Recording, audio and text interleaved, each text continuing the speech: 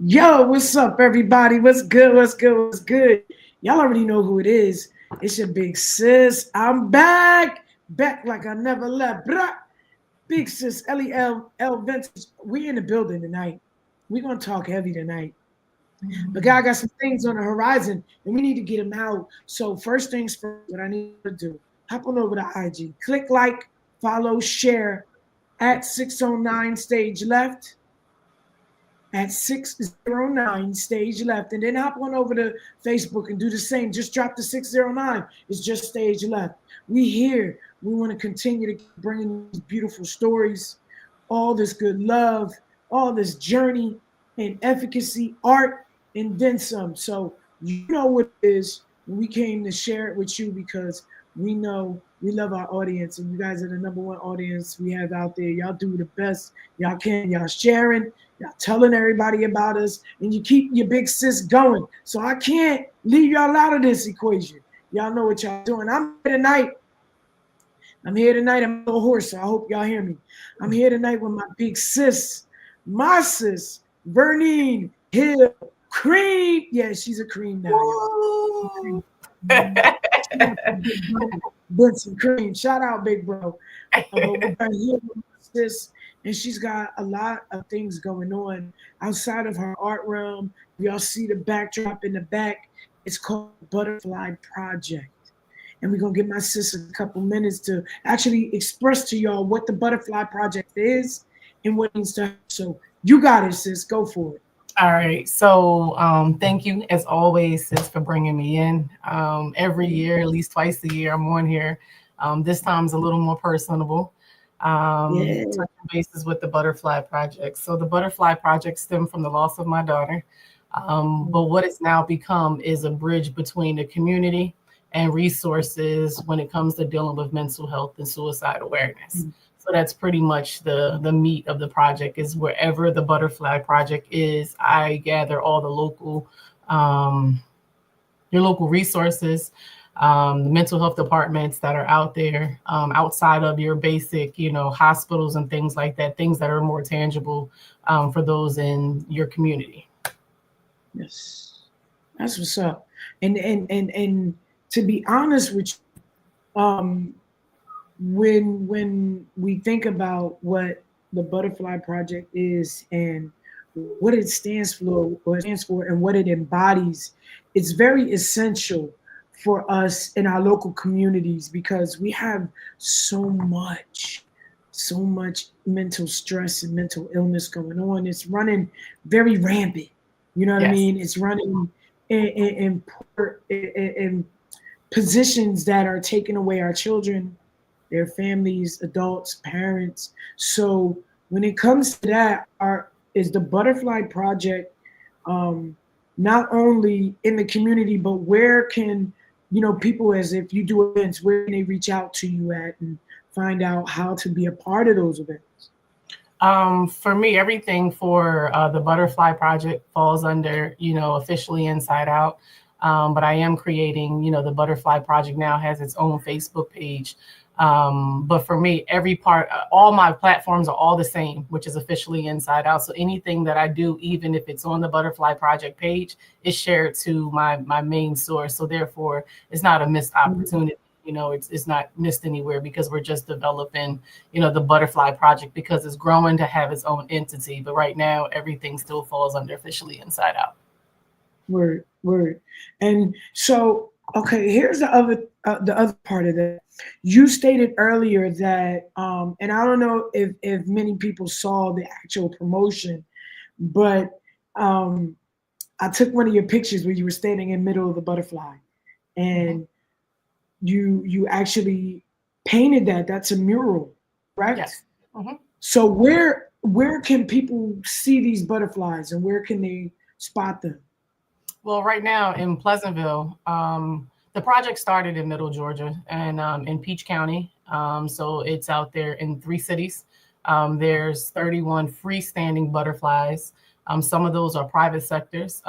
There's also 9 murals that are out there. Everything that I've done is signature with some kind of butterfly. Here so far in Pleasantville, we have our first here. So it's not your traditional mural that you see, or you have seen, the ones that I have is based off of cognitive behavior certification, which is putting interactive murals in public spaces utilizing, bright colors. So the one that I have on Washington Avenue is really a place for you to stop and do a mental check-in. Get out the car with your kids, your friends, your people, and take some selfies, take some photos, and make it a moment in time that you can say, maybe I've had stresses on my way to work, coming from work, or this or that, and just taking a moment to stop. Pleasantville has also agreed, and we've come to finally an end with the agreement of being able to take the Butterfly Project into the city parks.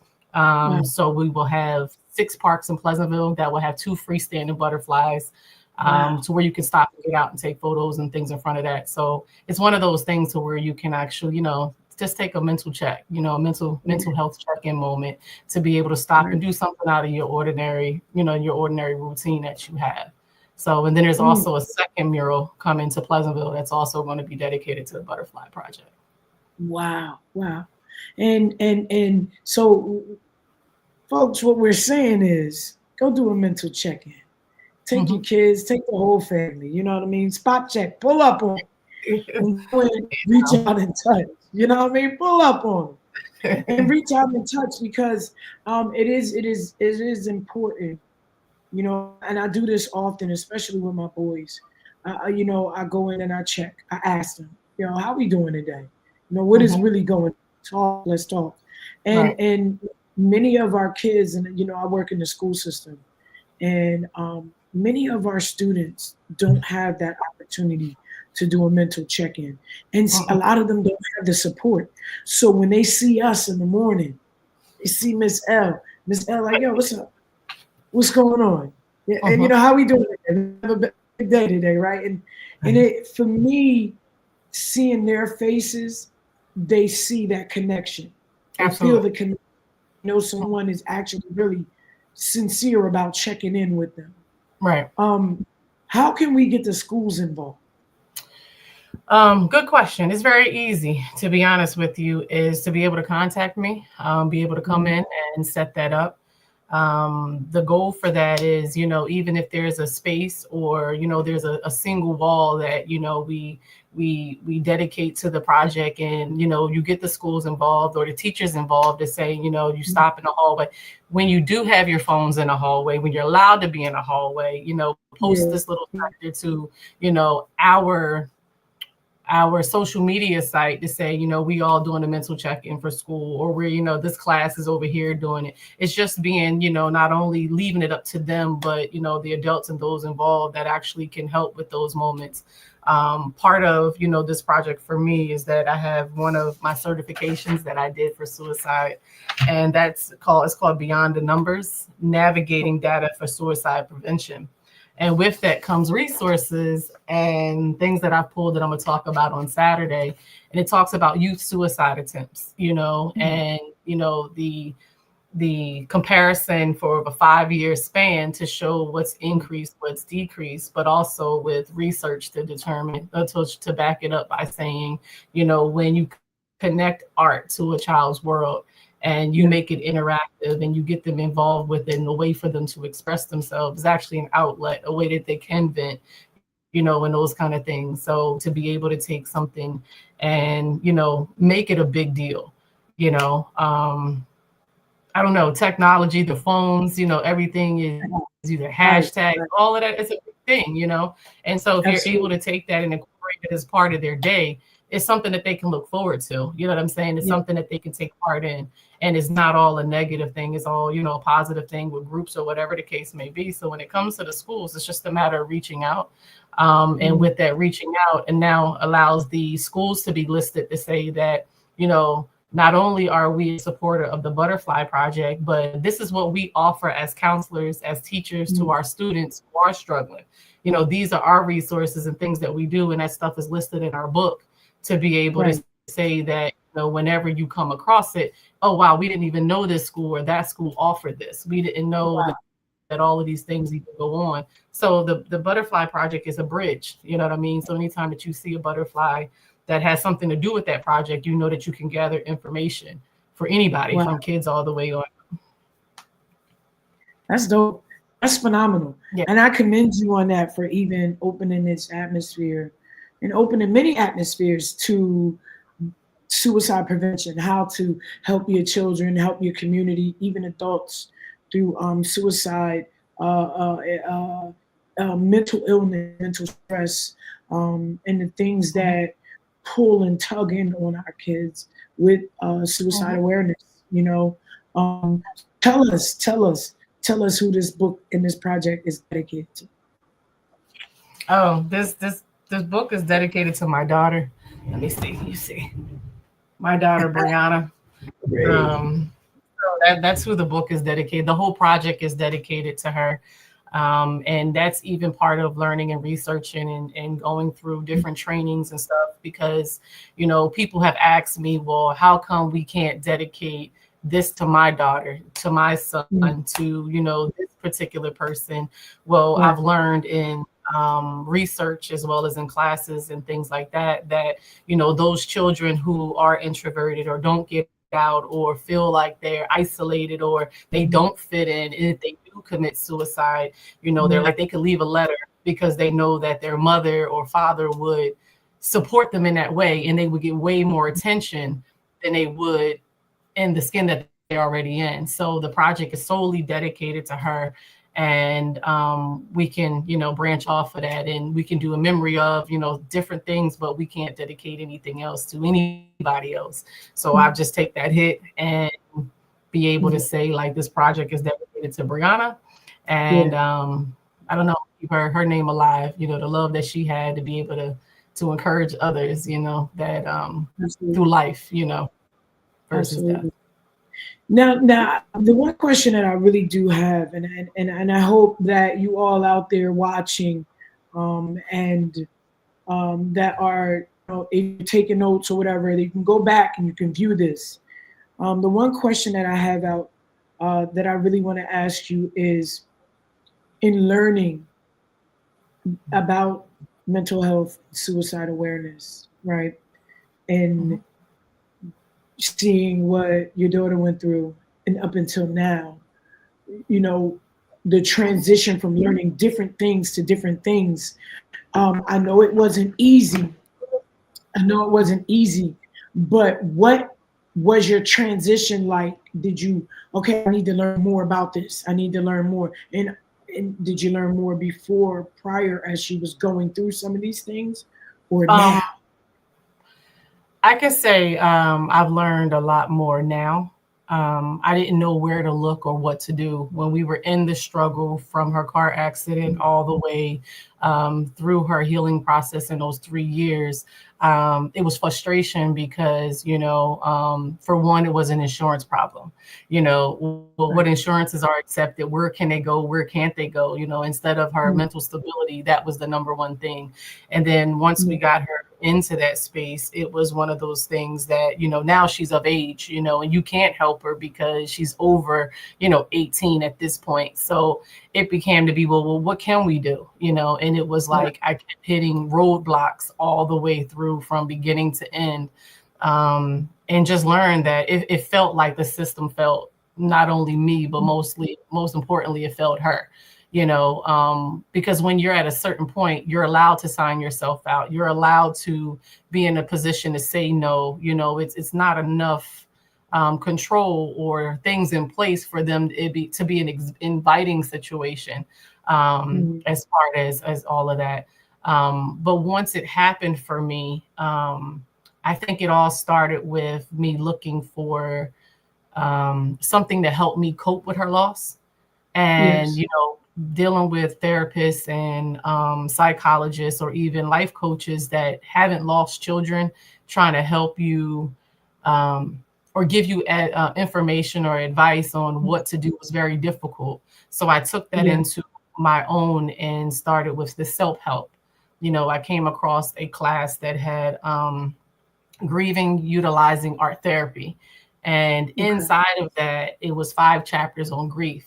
So that to me was like the icing on the cake. It was like, okay, now I can understand what that is. You know, what is grief? You know, I don't even know what that is, you know.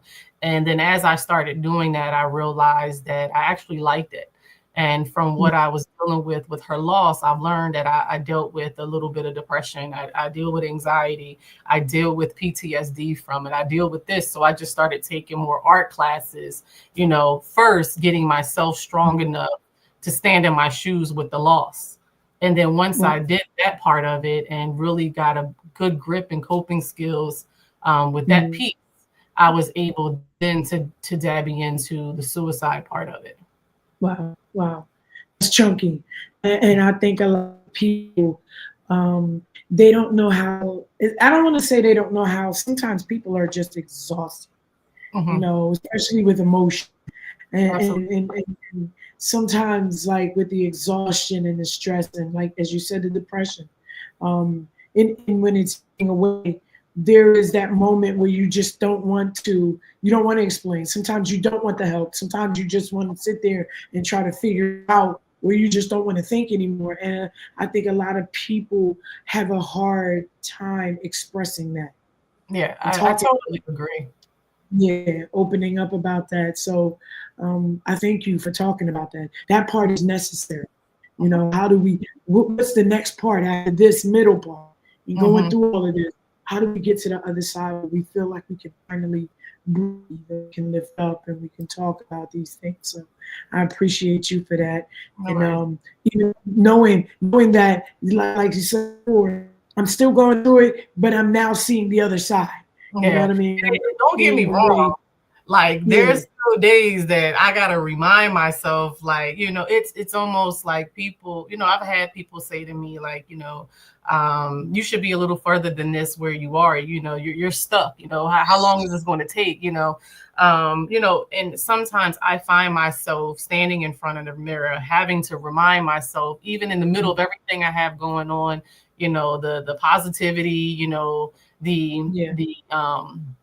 the things that I have going on with art, all these opportunities, I still have to remind myself every day to move that one foot in front of the other, despite of relationships and other situations, there are a lot of triggers.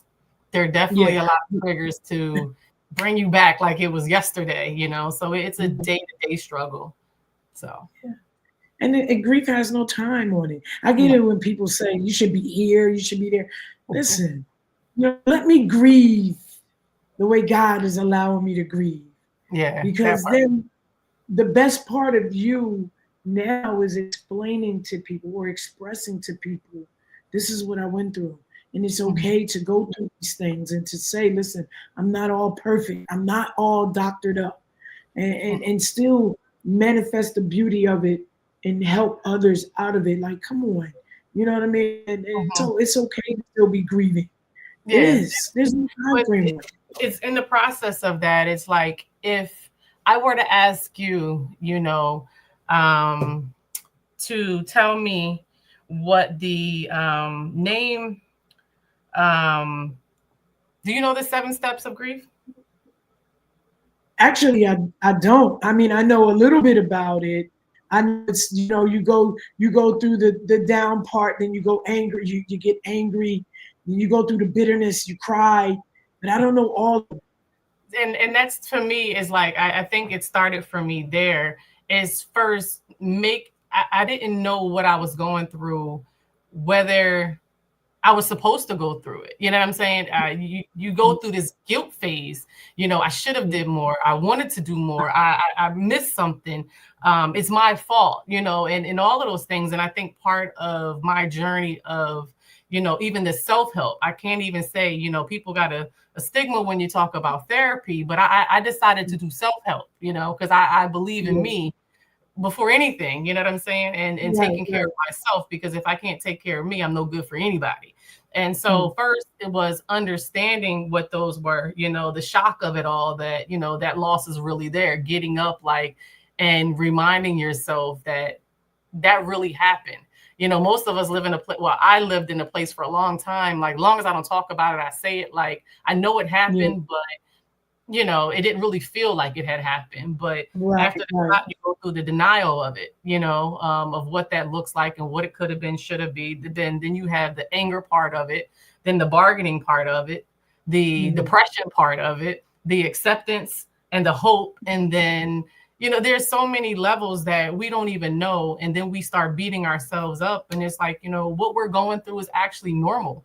It's a phase that we're going through. Wow. You know what I'm saying? And if everybody kind of understood that, it wouldn't be, oh, she's feeling herself, or she's being this way, or she's just stuck up, or, she's always mad. Is really having an understanding for what a person is going through, that compassion, that empathy, because we are fully aware of what that means. And so sometimes we're ignorant to it ourselves. And that's how, the best way that we can be a better person for somebody else is to, educate ourselves on something. Don't come talk to me about suicide and my loss of my daughter when you have no idea. Don't forget, we struggled for 3 years. Right. Nobody knows what those 3 years look like. Nobody knew that we dealt with that 6 times prior to the 7th. That was the completion of it. Nobody knows the behind the scenes. So you don't know what a person is carrying or going through. You just know the outcome of it. You know what I'm saying? So it's like, it's being able to understand what somebody's going through before we attack a person or come at them or, do anything, or say anything. Right. Making assumptions before we even say, what cracks me up is people they make those assumptions, but they'll never come and say, listen, can I just give you a how you doing? Are you okay? Yes. Yeah. You know what I mean? Like, I can tell you that for me, my experience, that everybody showed up, and as I sat back in the moment, it felt like everybody showed up to the moment to satisfy things for themselves. Because by 6 months in, I realized wasn't nobody coming to save me. The calls stopped, the text messages stopped. Everything fell off, and I had to. And if it wasn't for my son pushing the door open that day and saying, "Mom, look," we sat in the house almost a year and didn't talk to each other because we didn't really know what to say. You know what I'm saying? But all of that stuff dies down, and it's like, if you don't know how to save yourself, ain't nobody coming for you. You know what I'm saying? If that person's not in your home, in your face, and nobody's coming for you. Nobody's coming to save you. You know what I'm saying? But it all died off over time. So. Ooh, you said a mouthful there. What's up, everybody? Good evening. What's up, brother? Good evening. Sean, say good evening, ladies. Hey, Sean. If you're just tuning in, we are here talking about the Butterfly Project, mental health and suicide awareness with my sis, Vernine Hill Cream. She has a lot of experience and expertise, not just expertise, but pain, you know what I mean? And understanding in this realm. And if you don't know her, I would ask you to definitely reach out to this sister because she's amazing. And throughout this journey, I've had her, we've been conversing about this very topic for a while. And now it's coming to fruition. The Butterfly Project has come to full fruition. And if you ride through Pleasantville, you'll be able to see some of these butterflies straight up Washington Avenue. And then check out her page. Go to officiallyinsideout.com, right? And go through and talk about and see the projects that she's done, even beginning in Georgia. Butterflies are going all over the world right now. And it's because there's people that's tapping in about mental illness, mental health, and suicide awareness. So if you're just tuning in, we're getting to the chunk of what's behind the Butterfly Project. And we hope that you will continue to follow my sister on Saturday, February 8th. It's this Saturday from 2 p.m. to 5 p.m. We will be at the Pleasantville Recreation Center introducing the new Butterfly Project. And its book is a book signing. So come get your copy and come get it. We'll talk about it soon. And the good part is that I have my sis there as the hostess. Elle's been there. We here. And I love the crazy part about that is, when I really sat down and even thought about Saturday and putting it together, I remember calling you when I lost my daughter, like, hey, I want you to come and, do this poem for her, Yeah. for me, at her service. And, you didn't really know what you was in store for that day. Just like I feel you don't even know what you in store for this Saturday. Listen, man, let the But spirit move. yeah, but at the end of the day, we had you there, and we came together at that moment to celebrate her transition. And this Saturday, we actually are celebrating a different transition, and that's me coming out of my cocoon and officially gaining my wings, with her as my ace, as my guiding light, and the angel behind it all, and pushing this journey forward. So it all has connections and reasons and all of that. Yo, I'm totally excited. And listen, I always move by the spirit anyway. So you call me, I'll come running because I know there's a purpose behind a lot. And we've been doing this for a while, and I know there's a purpose behind every seed planted, and every root that's being gutted. There's a lot of things behind it. And some people underestimate and overestimate at the same time the gifts that God has for people and while they're transitioning in each part of their healing. Every part of our life and every part of our journey is a new chapter, and it's a chapter that we're starting off on. And I'm just grateful to be a part of this chapter in your life, seriously. And each time we cross in a new path and in different things, God opens up a different atmosphere and a different door. So I'm totally grateful for this part of your journey, and I can't wait to, come on, y'all gotta come get your copy. Look, it's funny because the title of this is Guided Journey. As you talk about, God leading the path. It's like, I have things come to me through dreams. And it's like, I see the outcome, in my mind, I see butterflies everywhere. My first journey was, I want 21 in every city. God was like, okay, we're going to give you 31 in one county. You know what I'm saying? And it's like, how many cities are in there? So it's definitely a guided journey. I'm trying to be obedient and follow the steps. And I just want to say, in Georgia, I probably have come across, over the course of 4 years being there, over 100,000 people have been in front of them. So it's a pretty great opportunity. Word. I need the world to see this. You know what I'm saying? I need the world to see this. Sean said he's gonna definitely continue to get the word out. I want to see y'all come through. So if you are in the area, Pleasantville, come this Saturday, February 8th. Yeah, stop on by. Come get your copy. Come get it signed. Come love on this sister. Give her a hug. Show her some love. Because this will be a touching event and evening, afternoon. And you might shed a tear. You might laugh. You might, you never know. Just come and share that love and that in the atmosphere, because we got some growing to do. We got some people that need to be loved on as well. So we want the Butterfly Project to take over and soar through this process. Definitely. So tell us when the wooden ones come up, because we want to see that. I need to pull and take the butterflies that we're going to be posting. Oh, so part of that is, glad you asked me that.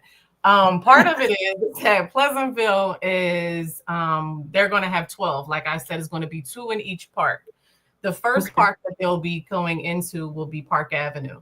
The reason being, one, that's what me and Trina decided, but the other part behind it was that I thought was really cool was Brianna was one of the first girls to play on their T-ball team, their pony team that they had back, when they had their T-ball.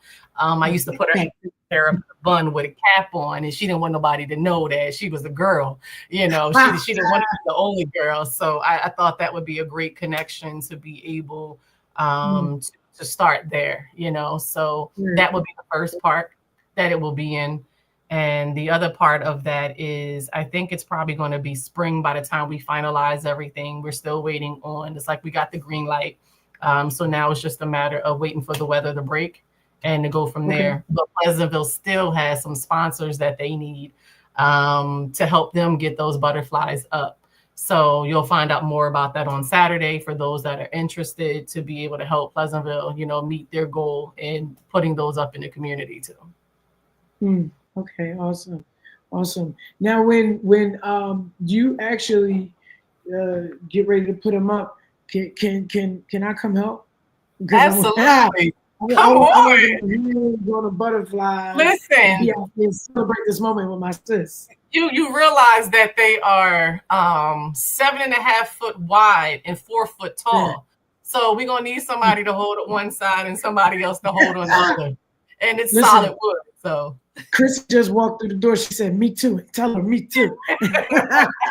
Absolutely.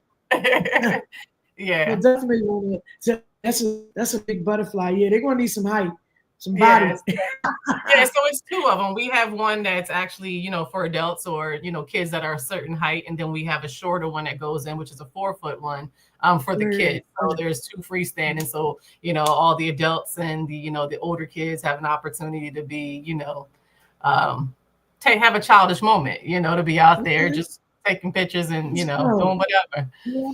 I'm very photogenic. Yeah, we all are, right? Yeah. So I'm excited about that. And that's dope. And I'm hoping Pleasantville show up and show out. Yeah. Show up and show out. When you find out they're going to come out. It's a great thing. I mean, not only to show up and show out, but to come here.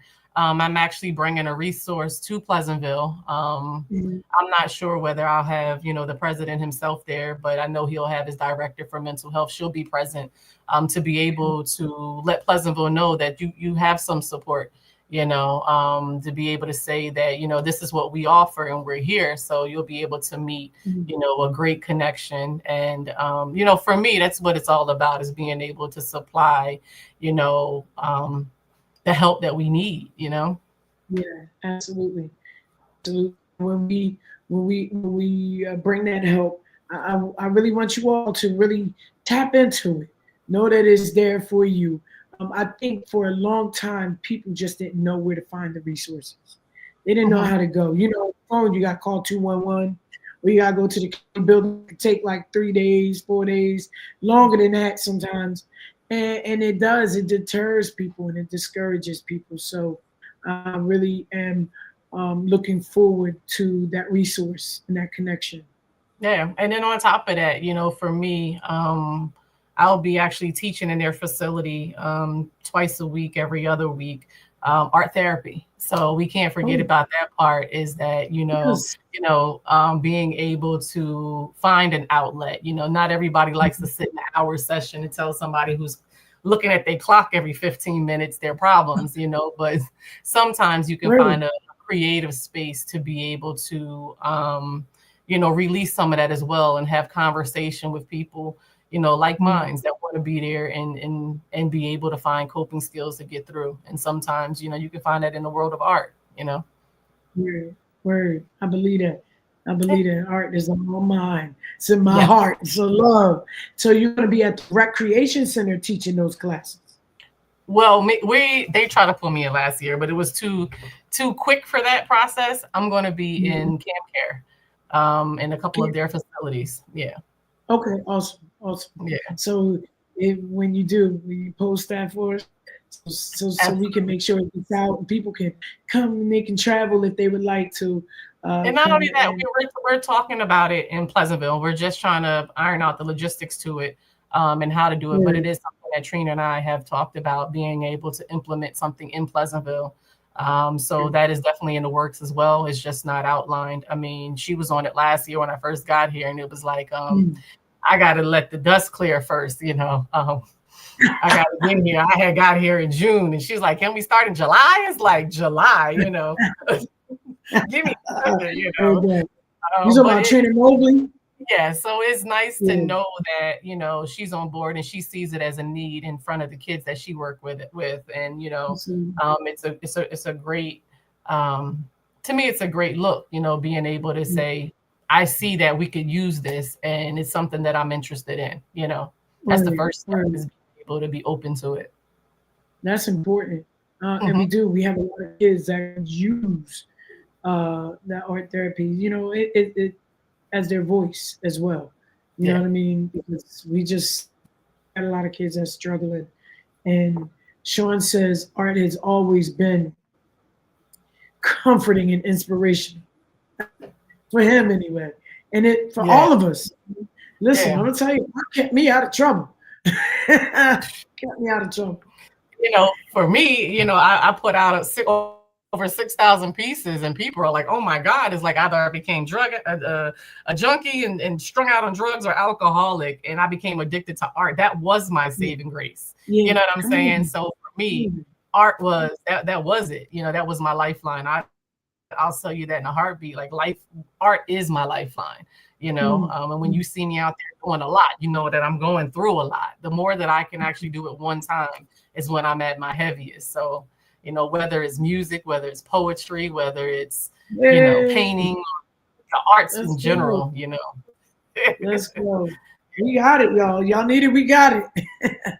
And so on Saturday's event, let's talk about the book signing. So Okay. when people come, they can purchase their book. Is it going to be like they can get assigned at any portion? Are we doing the actual showing or reading of the Butterfly Project?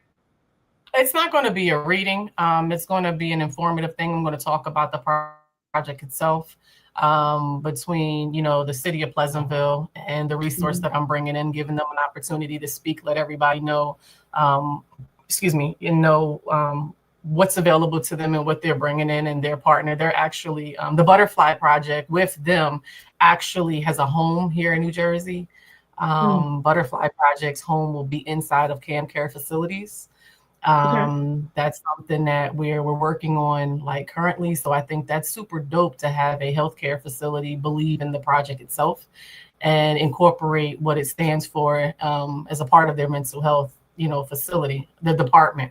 So I think that, being able to have a backing now, and allow people to see, like, this is not something that I'm just making up and I want to do and, sell books to you and take your money. It's like, no, I really want to be a bridge. So it's really Yeah. bringing that together.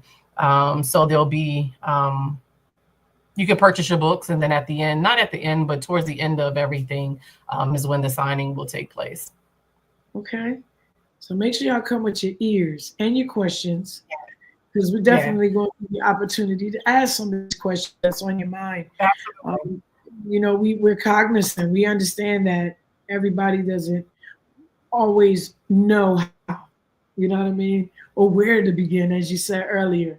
And so Mhm. we thank you for that. We're looking forward to those parts as well on Saturday. We want you to be informed, and we want you to get all the information that you can, soak it up, and be able to utilize it, not just in your life, but in those you see on the outside. You see some things Yeah. going through. And hence the reason why I definitely want to get you at the high, in Pleasantville High School and in the middle school, because we have a lot of kids struggling. We have a Yeah. lot of kids struggling, and And it's it's everywhere. But part of, one of the things that I can say is that I wish that I had done the work earlier in life, mm, because some of the classes that I took, through Georgia State, they dealt with traumas and your right. childhood traumas Mm-hmm. and things that, that I had gone through that would have been very beneficial for me as a parent. You know what I mean? Mm, So yes. where we are today is that we got a lot of parents who have their own struggles.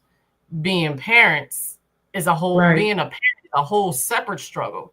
And Mm, then, when your child begins to struggle and you're mm-hmm. still struggling, it's kind of hard to bridge that gap. So that's when we Right. make a lot of mistakes. breaks, and the world becomes that other entity that the kids reach out to, or they're pulling their resources from, or they're soaking up everything from the outside world. And it's like, so when we talk about mental health, it's not just directed at your child or children. It's like, do a self check. What are the areas that I struggle with? And by you doing that and taking steps in that and recovering or finding tools and living by those, and everybody can see you're changing in your actions and things that you do when you start helping yourself. And for me, I think that I became not a role model, but I think that the things that I have done or I'm doing today, Chris is a person who silently sits back. He doesn't say much about everything, but he watches everything, and for me, I internalize it is that if my mom can get through it, I can get through it. If she can self-help herself and go through counseling and therapy, maybe it's okay for me to do that. You know what I'm saying? So it's like, become leaders of your household. If you want the kids to get better, it's like, we can put them in front of resources and do things for them. But if their household has some dysfunction, it's going to be a little more difficult, trying to balance all of that out. So it's one of those things that when we do open that up to the kids is what are the support systems look like, and how can we offer more support from the community if they don't have that stability on the other side, Yeah. At any given point, while you were transitioning through Bree, what she was going through Brianna, what her struggles were up until even after she passed, had to have the same conversation with your son, and how did he manage that? The same conversation regarding what? Like, I mean, as far as the healing process. Oh, the healing. And I didn't really know what to say. I didn't in the beginning know what to do. You know what I'm saying? It was a place of silence. And I think that we became, he came in and was like, hey, don't forget you're going to graduate. You're supposed to graduate college before I graduate high school. And that statement was the icebreaker. And then once I did that, I never stopped moving. You know what I'm saying? I never stopped going. I never stopped, from that moment. It was always like green light, go, and I would always say to him, like, it's okay. When he went off to college, it was like, well, here's the office where they have that. You should take the time to go figure that out. You should go in there, whether it's for Brianna, for grief, or, your own personal struggles. That's something that I've always opened the door for him, not even for the grief part of it, but just life in general. You know what I'm saying? You'll be a better person when you got a clearer head, so that was, encouraged on that end. And I think how I handle grieving, I'm not saying he looks at it like, if she can do it, I can do it, but it's like, with it all, no matter what, it's up to us to push ourselves through it. So, and I think he's taken that and kind of ran with it, as well. I can't say he don't have bad days, I can't say that he didn't change as a person, because he definitely did change in the middle of all of this, but he's, working towards everything he desired to be. He's a sheriff. He's moving along with his goals and everything. So he's there, but he still has silent struggles. So. Right. And let's talk about the I know you say you had people that you did talk to, but when it came to therapy, in-house therapy, or was it your own set of therapy for you, like personally?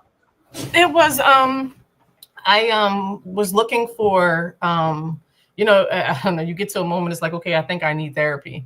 So you call and it's like, you make your appointment and it's my insurance is good. Okay. I get an hour here and there, and you get in there and we're talking, and it's like, I think it's the responses that they give you when it comes to it. Is like, well, explain what happened or talk about it. Are you open to talk about it?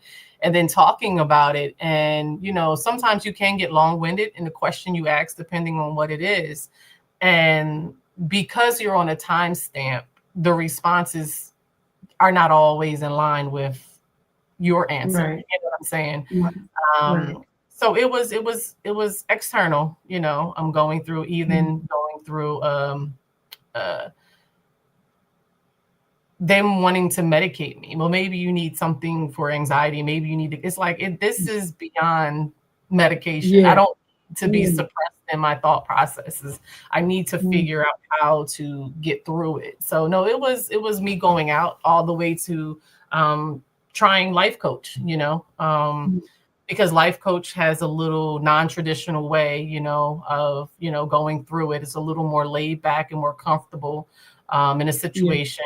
And it doesn't feel so much like therapy, and they're not looking to medicate you. They're looking to Right. hear what you got going on to give you tools. But I can say out of seven, collectively, out of the three different levels to it all, none of them had lost children.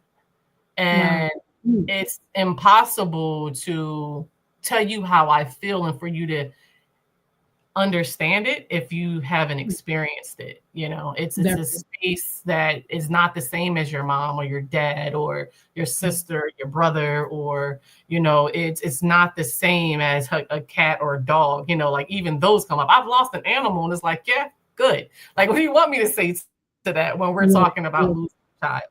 So no, it was, you know, traditional Yeah. therapy. I heard I had one of my professional development classes not too long ago, and one of the ladies in the class said, you know, it took me months to find the right therapist, and I Hmm. had been through quite a few of them. And I think it's just, you know, like I just need to know where I'm coming from and have had experienced what I've been through to Hmm. talk me through what I'm going through now. Right. You know, and I don't think everybody understand that part. Like, don't give me Mhm. a therapist bubblegum me the whole time, and then I'm, you know what I mean? But that is Yeah. essential. Like, if you Yeah. haven't experienced it, how am I talking to you about something you haven't experienced? You can't Yeah. teach me that ain't deep. Mm-mm. And you sometimes can get discouraged in that, you know, constantly going through something and having to explain, you know, it's like you feel repetitive in what it is you're Mm. doing or asking for, and still Yeah. there's no, you know, answer for it, you know, and then you have to write it down. I don't know, it makes you have to relive it. And for me, it's like once I tell it to you, um, help me figure out how to get through it. You know, give me Yeah. some encouraging words that I can use when I get up in the morning and I'm dreaming of her and I wake up gasping for air, you know, like, and realize she's not here. And it feels like it was just Mm. yesterday. How do I cope with Yeah. that? Because for Wow. me, I can tell you, if I tell you what I'm thinking I want to do, you're going to label me or medicate me or Right. call somebody to come pick me up. But those are Mm. my accurate feelings. But if you Yeah. respond to me in a manner that can calm me, to bring me down, to ground me, then, you know, we can have those Ooh. conversations. But don't treat me as just another patient, and that's kind of Yeah. difficult. Don't treat me as and highlight. Do not treat me as just another patient. Hmm. Listen, y'all have gotten a good part of my sister tonight, and I really hope and pray that everybody has gotten something. Even if you go back and you re-listen or you listen over again to what has been said to me, truly know who you are and what you have on the table. If you need help, don't be afraid to say you need Hmm. help. You just need a hug. Say, I need a hug. Um, because these experiences and these things they impede on your mental space. It cause you to draw yourself into darker areas and not be able to, or not feel like you can talk about. And my sis has definitely been through the ringers with this. I watched her quite a few years, for a few years. You know what I mean? Hmm. And just to see her on this part, on this side, does Mars some justice. So y'all come on out Saturday, the Butterfly Project. Yes, mental health and suicide awareness at the Recreation Center, Pleasantville Recreation, right there on Brighton Avenue. Okay, Yes. y'all know where it's at. 2 p.m. to 5 p.m. Come get your book, get it signed, and come be a part of a solution, and get some answers if you need it. And we're looking forward to talking to you. Just tell them how they can find you. You can find me on all.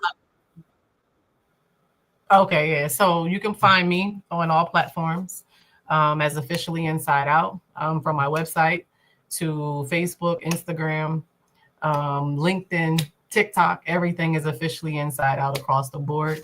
The book will be on my website.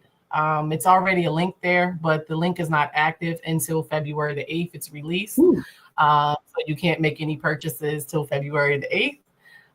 Other than that, you can get it at the rec center on Saturday.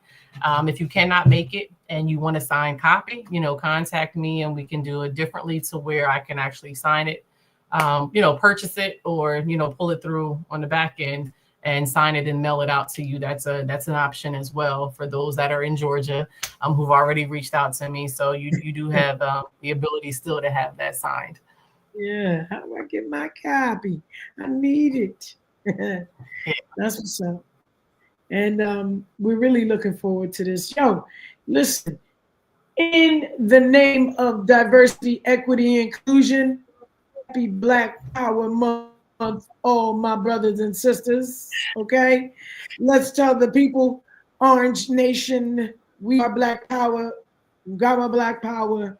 And for that moment alone, I'm going to tell y'all what my read is for the month, if y'all can see that. The Forgotten Cause of the Civil War, a new look at the slavery issue, right? Because in these here times, they want us to still be mentally enslaved and not intellectual and smart about our moves. Let's be smart, people. It don't matter who in the seat. Let's keep making our moves, and let's keep making the steeple, and let's keep making examples out of the people who don't believe in the culture. We got a Black Power. We are here, and it is February, and we ain't changing it to American History Month. Right. much like Mexico said, we ain't changing this to the Gulf of America. So, y'all have been a great audience tonight. You have been amazing. Thank you for checking in, tuning in. It's your sis, your big sis, Lel, and my big sis, Vernine Hill Green, the Butterfly Project. You will not be able to get your copy until February 8th. Okay?